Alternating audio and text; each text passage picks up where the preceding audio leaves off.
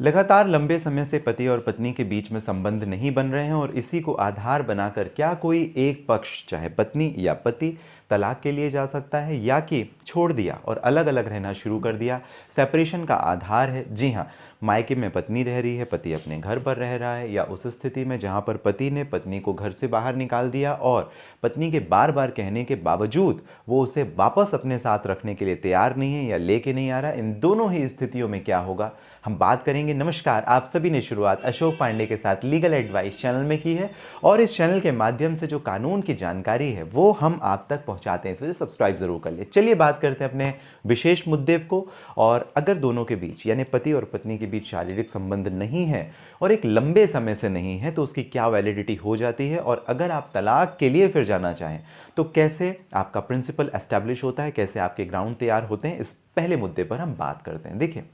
शादी का एक विशेष जो औचित्य है वो इस बात के ऊपर भी निर्भर करता है कि दोनों के बीच सामंजस्य की स्थिति तो बनी रहे और साथ ही साथ दोनों के बीच में पति पत्नी के जो संबंध है, शारीरिक संबंध है, वो भी बने। अगर दोनों के बीच में सेक्सुअल इंटरकोर्स नहीं है, दोनों के बीच में शारीरिक संबंध नहीं है, तो एक तरीके से जो ऑपोजिट स्पाउस है, मेंटल क्रुएलिटी उसके लिए बन रही है, क्योंकि वो कहीं और जाके तो कुछ कर नहीं सकता।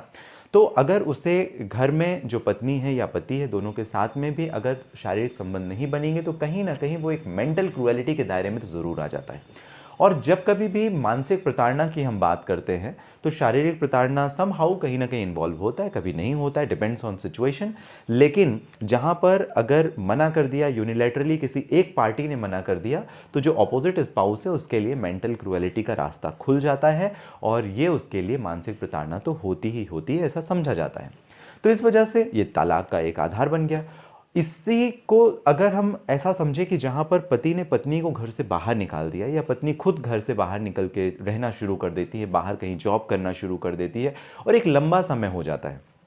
तो उस स्थिति में भी ये मेंटल क्रुएलिटी का एक ग्राउंड बनता है जहाँ पर जिसने ऐसा किया है उसे इसका बेनिफिट लेकिन नहीं मिलेगा। फॉर एग्जांपल, मैं हस्बैंड हूँ, मैंने अपनी पत्नी को अपने घर से बाहर निकाल दिया, तो मुझे इस बात का बेनिफिट नहीं मिलेगा। इस बात का जो बेनिफिट है वो पत्नी उठाएगी, पत्नी को इस बात का बेनिफिट मिलेगा कि मैंने उसे घर से बाहर निकाला। तो जो डाइवोर्स का केस है और जो ग्राउंड स्ट्रांग होगा वो उसका होगा, ना कि मेरा, क्योंकि यहाँ पे गलत करने वाला मैंने उसे जबरदस्ती घर से बाहर निकाला।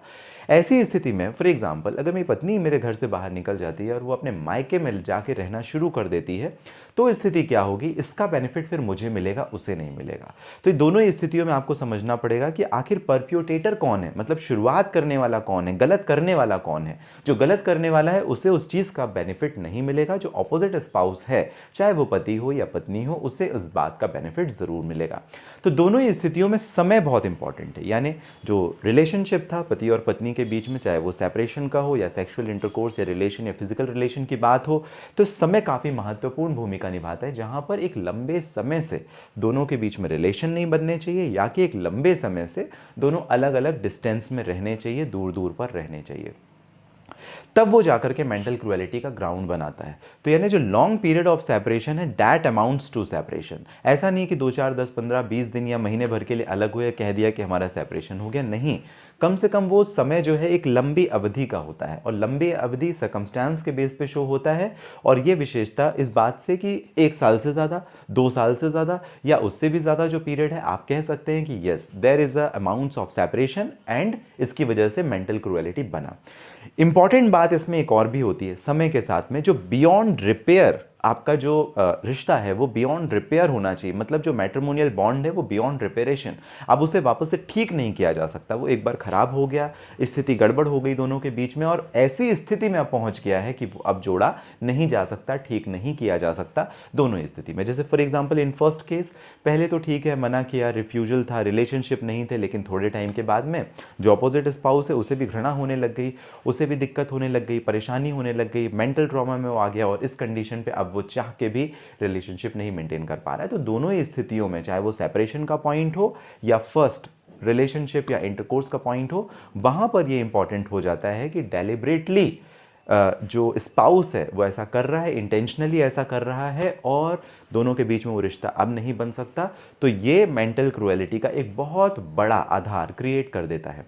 इसी पॉइंट को लेकर के दो महत्वपूर्ण जजमेंट जो कि summer Ghosh versus Jaya Ghosh 2007 volume 4 supreme court cases page number 511 और साथ ही साथ एक दूसरा रूपा पाल वर्सेस सनी पाल का judgement AIR 2019 Jharkhand high court page number 8 का जजमेंट, दोनों ही काफी महत्वपूर्ण है। आपको ध्यान रखने वाली बात, अगर आपको इस चैनल के माध्यम से या इस पर्टिकुलर वीडियो के माध्यम से दी गई जानकारी पसंद आती है,